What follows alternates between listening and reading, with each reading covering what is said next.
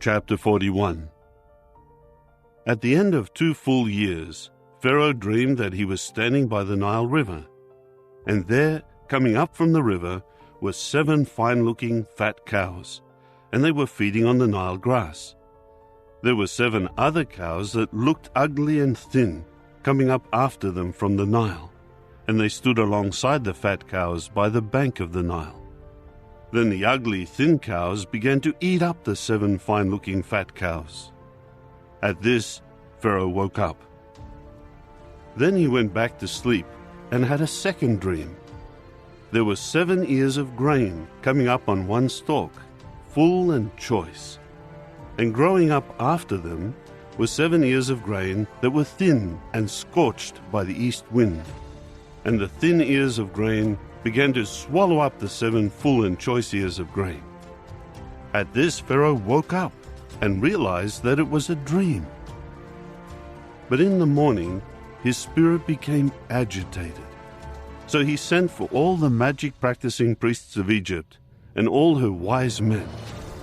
Pharaoh related his dreams to them, but there was no one who could interpret them for Pharaoh.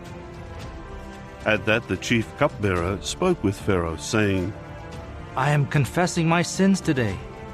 Pharaoh was indignant at his servants, so he committed me to the jail of the house of the chief of the guard, both me and the chief baker. After that, we each had a dream on the same night.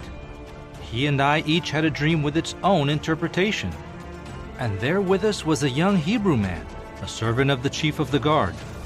When we related them to him, he interpreted for us the meaning of each dream. It happened exactly as he had interpreted to us. I was restored to my office, but the other man was hanged. So Pharaoh sent for Joseph, and they brought him quickly from the prison. He shaved and changed his clothes and went in to Pharaoh.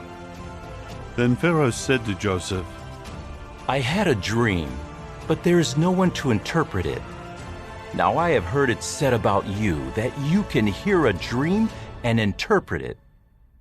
At this, Joseph answered Pharaoh, I need not be considered. God will speak concerning Pharaoh's welfare. Pharaoh went on to say to Joseph, In my dream, I was standing on the bank of the Nile River, and there, coming up from the Nile, were 7 fine-looking fat cows, and they began to feed on the Nile grass. And there were 7 other cows coming up after them, poor and very bad-looking and thin. I have never seen such bad-looking cows in all the land of Egypt. And the skinny bad cows began to eat up the first 7 fat cows. But when they had consumed them, no one could have known that they had done so, since their appearance was just as bad as at the start. At that, I woke up. After that, I saw in my dream 7 ears of grain coming up on one stalk, full and choice. Growing up after them were 7 ears of shriveled grain, thin and scorched by the east wind. Then the thin ears of grain began to swallow up the 7 choice ears of grain. So I told it to the magic-practicing priests, but there was no one who could explain it to me. Then Joseph said to Pharaoh, The dreams of Pharaoh are one and the same. The true God has told to Pharaoh what he will do. The 7 good cows are 7 years. Likewise, the 7 good ears of grain are 7 years. The dreams are one and the same. The 7 skinny and bad cows that came up after them are 7 years. And the 7 empty ears of grain, scorched by the east wind, will prove to be 7 years of famine. This is just as I told to Pharaoh. The true God has caused Pharaoh to see what he will do. There are to be 7 years of great abundance in all the land of Egypt. But 7 years of famine will certainly arise after them, and all the abundance in the land of Egypt will certainly be forgotten, and the famine will exhaust the land. And the previous abundance in the land will not be remembered because of the famine afterward, for it will be very severe.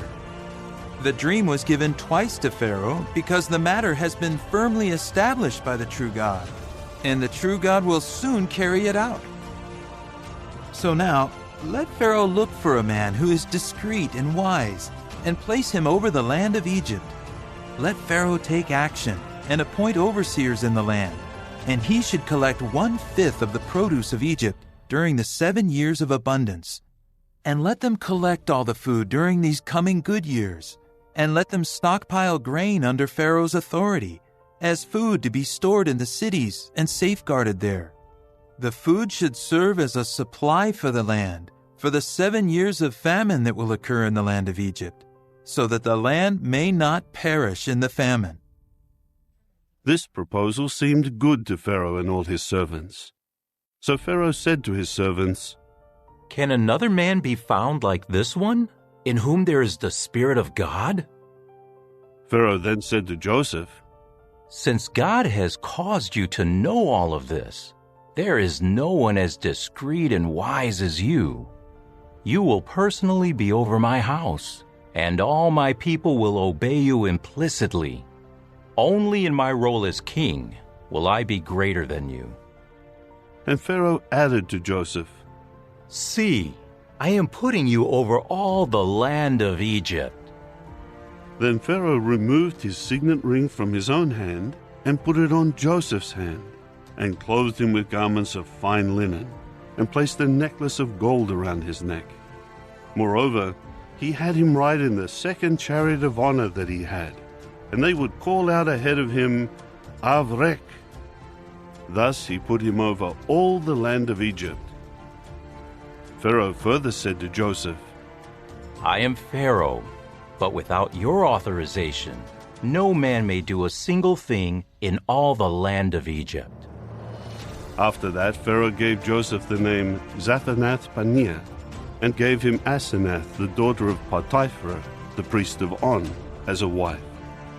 And Joseph began to oversee the land of Egypt. Joseph was 30 years old when he stood before Pharaoh, king of Egypt. Then Joseph went out from before Pharaoh, and traveled throughout all the land of Egypt. And during the 7 years of abundance, the land went on producing plentifully.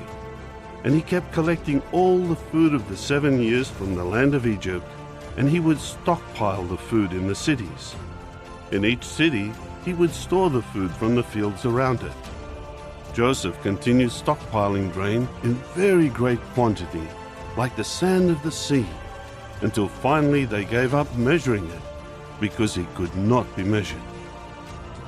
Before the year of the famine arrived, 2 sons were born to Joseph, whom Asenath, the daughter of Potiphar, the priest of On, bore to him. Joseph named the firstborn Manasseh, for he said, God has made me forget all my trouble and all the house of my father. And he named the second one Ephraim, for he said, God has made me fruitful in the land of my affliction. Then the 7 years of abundance in the land of Egypt ended, and the 7 years of famine began, just as Joseph had said. The famine developed in all the lands, but in all the land of Egypt there was bread. Eventually, all the land of Egypt suffered from the famine, and the people began to cry to Pharaoh for bread. Then Pharaoh said to all the Egyptians, Go to Joseph and do whatever he tells you. The famine continued over all the surface of the earth. Then Joseph began to open up all the granaries that were among them, and to sell to the Egyptians, as the famine had a strong grip on the land of Egypt. Moreover, people of all the earth came to Egypt to buy from Joseph, because the famine had a strong grip on all the earth.